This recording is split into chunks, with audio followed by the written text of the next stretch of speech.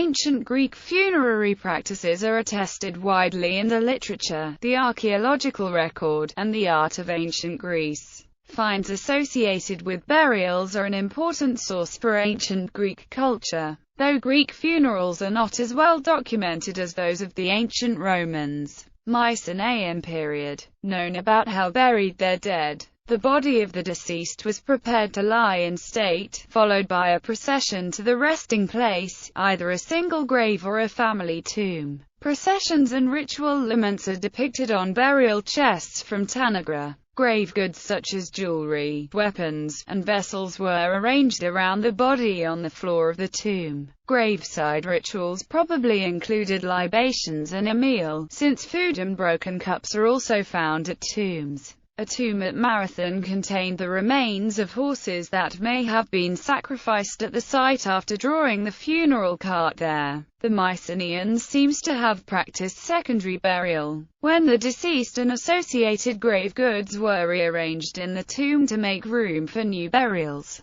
Until about 1100 BC, group burials in chamber tombs predominated among Bronze Age Greeks. Mycenaean cemeteries were located near population centers, with single graves for people of modest means and chamber tombs for elite families. The tholos is characteristic of Mycenaean elite tomb construction. The royal burials uncovered by Heinrich Schliemann in 1874 remain the most famous of the Mycenaean tombs, with grave goods indicating they were in use from about 1550 to 1500 BC. These were enclosed by walls almost 2.5 centuries later, an indication that these ancestral dead continued to be honored. An exemplary stela depicting a man driving a chariot suggests the esteem in which physical prowess was held in this culture. Later Greeks thought of the Mycenaean period as an age of heroes, as represented in the Homeric epics. Greek hero cult centered on tombs.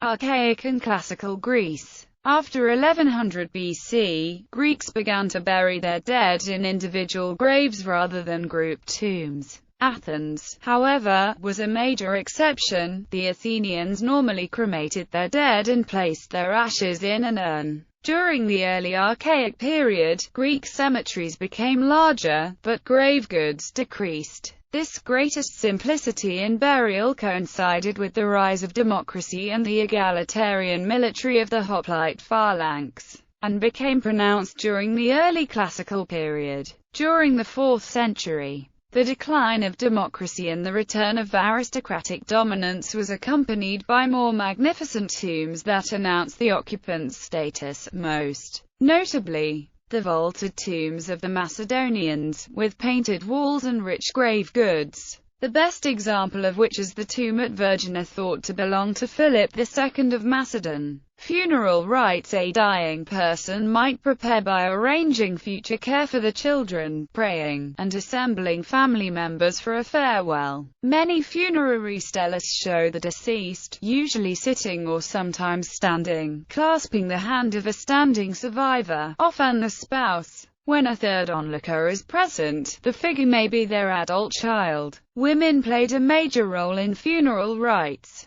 They were in charge of preparing the body, which was washed, anointed and adorned with a wreath. The mouth was sometimes sealed with a token or talisman, referred to as cherenzobel, if a coin was used, and explained as payment for the ferryman of the dead to convey the soul from the world of the living to the world of the dead. Initiates into mystery religions might be furnished with a gold tablet, sometimes placed on the lips or otherwise positioned with the body, that offered instructions for navigating the afterlife and addressing the rulers of the underworld, Hades and Persephone. The German term Totenpass, passport for the dead, is sometimes used in modern scholarship for these. After the body was prepared, it was laid out for viewing on the second day. Kinswomen, wrapped in dark robes, stood round the bier. The chief mourner, either mother or wife, was at the head, and others behind. This part of the funeral rites was called the Prothesis. Women led the mourning by chanting dirges, tearing at their hair and clothing, and striking their torso, particularly their breasts.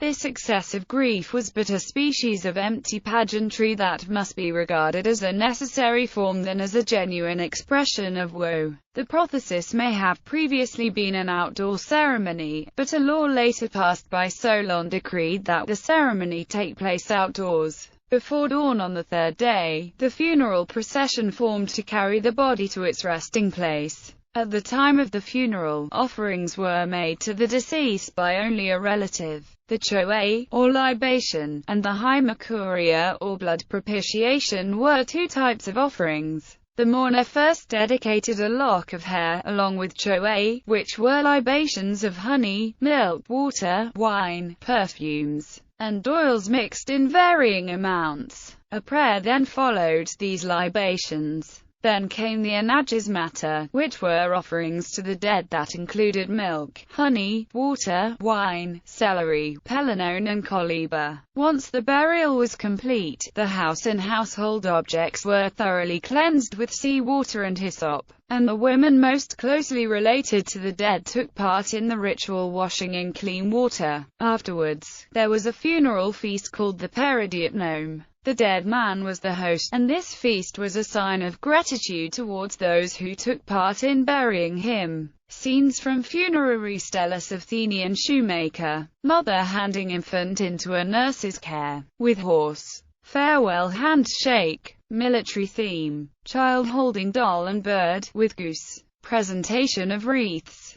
Commemoration and afterlife. Although the Greeks developed an elaborate mythology of the underworld, its topography and inhabitants, they and the Romans were unusual in lacking myths that explained how death and rituals for the dead came to exist. The ruler of the underworld was Hades, not the embodiment of death, personification of death, Thanatos, who was a relatively minor figure. Performing the correct rituals for the dead was essential, however, for assuring their successful passage into the afterlife, and unhappy revenants could be provoked by failures of the living to attend properly to either the rite of passage or continued maintenance through graveside libations and offerings, including hair clippings from the closest survivors. The dead were commemorated at certain times of the year, such as Genesia. Exceptional individuals might continue to receive cult maintenance in perpetuity as heroes,